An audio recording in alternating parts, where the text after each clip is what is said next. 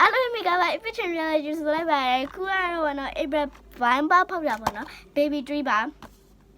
baby tree ဖောက်တာပေါ့နော် April မှတ်ချင်ထားရပါတော့တရားလဲပောက်ချင်တယ်တရားလဲပောက်ချင်တယ်တရားလဲပောက်ချင်တယ်ဒီ secret နှစ်ခုလဲပောက်ချင်တယ်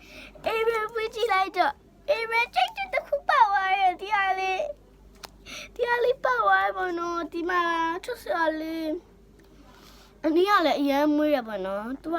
rapid ပုံစံလေးပေါ့နော်သူမယုံလေးနဲ့ရော လုံးတာသိမ့်မယ် ရမ်းမွေးလို့ရကောင်းနေပါနော်ပြီးတော့ဒီမှာဘယ်လိုမျိုးလုံးလေးလို့ရပါတယ် baby tree ပေါ့နော်အကလို့တီးပြီးပါအရက်ပြနေပါအဲ့နောက် Yuki fashion နဲ့ဖောက်ပြမယ်ပေါ့နော်နောက်ပေါ့နော်နောက်ဒါတော့ဝယ်ပေးမယ်တဲ့ဝင်နေကြ Yuki fashion ဥစားမှာခဏကိုပါပြီးတာပေါ့နော်အဲ့ဒါလုပ်ပေးမယ်ဆိုတော့ bye bye thank you for seeing this subscribe လေးလုပ်ပြီးပါဦးနော်